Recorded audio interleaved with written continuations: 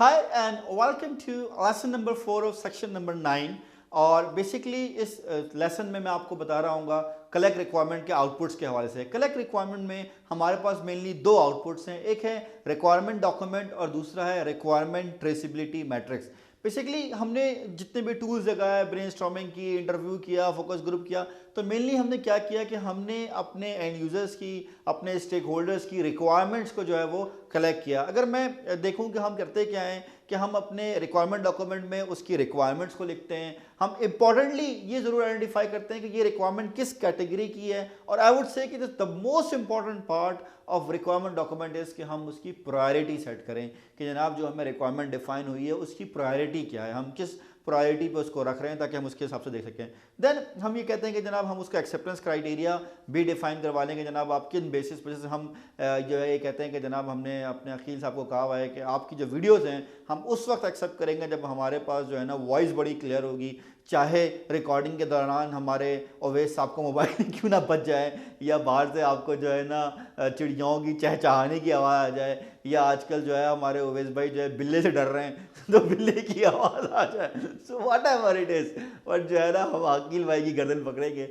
सो ये क्या है, हमारे पास ये बड़ी ही क्लियर एक्सेप्टेंस क्राइटेरिया है और उसका वैलिडेशन मेथड है। तो रिक्वायरमेंट डॉक्यूमेंट जो है वो ये बताता है कि हमारे जो हमें कॉन्ट्रैक्ट मिला था या जो हमारा स्टेटमेंट ऑफ वर्क था उसकी जो रिक्वायरमेंट्स की, उसकी प्रायोरिटी, उसकी कैटेगराइजेशन, उसकी एक्सेप्टेंस क्राइटेरिया वगैरह डिफाइन कर लेते हैं। जैसे कि मैं आपसे लेसन 3 में बात कर रहा था, मैं कहा देखिए हम जब रिक्वायरमेंट लेते हैं या स्टेटमेंट ऑफ वर्क लेते हैं या कॉन्ट्रैक्ट लेते हैं उसमें इस तरह से इंफॉर्मेशन को डिफाइन नहीं किया होता।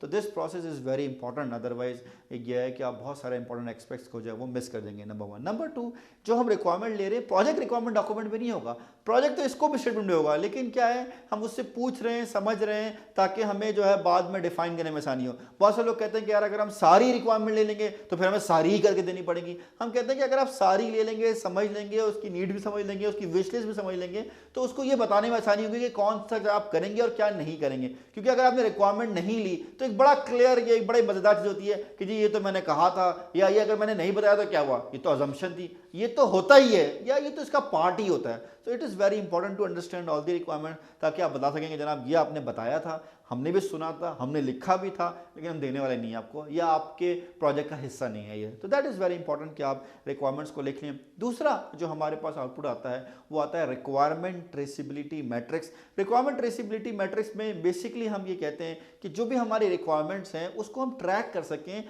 थ्रू इट्स ऑब्जेक्टिव, कि भाई ये हम रिक्वायरमेंट कर रहे हैं, ये ऑब्जेक्टिव से लिंक है या नहीं, बस आपने डाल दिया ये भी होना चाहिए, अच्छा ये भी डाल दो, अच्छा ये पार्ट हो तो कितने अच्छा लगेगा, क्या वो उसकी इफेक्टिव है या नहीं है, क्या वो उसके ऑब्जेक्टिव से अलाइंड है या नहीं है। तो हम रिक्वायरमेंट ट्रेसिबिलिटी मैट्रिक्स में इसको इस तरह से डिफाइन करते हैं। देन हम ये भी कर सकते हैं कि जनाब हम उसकी रिक्वायरमेंट को ट्रैक करने के लिए या उसको स्टेटस को ट्रैक करने के लिए भी हम रिक्वायरमेंट ट्रेसिबिलिटी मैट्रिक्स में इसको यूज़ कर सकते हैं। थर्ड, हम ये कहते हैं कि हम रिक्वायरमेंट ट्रेसिबिलिटी मैट्रिक्स को अगर यूज़ करें तो हम उसके स्ट्रक्चर को डिफाइन कर लें ताकि हम चेंजेस जो हमारे रिक्वायरमेंट्स में आ रही हैं उसको हम मैनेज कर सकें। जनरली मैं कहता हूँ कि यार आप 2 डॉक्यूमेंट ना बनाएं, रिक्वायरमेंट डॉक्यूमेंट या requirement matrix, requirement traceability matrix, आप एक ही डॉक्यूमेंट बना सकते हैं और जो 2 इंपॉर्टेंट कॉलम्स हैं, जैसे मैंने आपसे कहा कि रिक्वायरमेंट डॉक्यूमेंट में 5 आपके पास कॉलम्स हैं, रिक्वायरमेंट इटसेल्फ, उसकी कैटेगरी, उसकी प्रायोरिटी, उसका एक्सेप्टेंस क्राइटेरिया, उसका वैलिडेशन मेथड, अगर आप 2 उसमें और डाल दें column, I would say source of the requirement and objective से जो उसका लिंक है, then you know it can serve your traceability purpose also.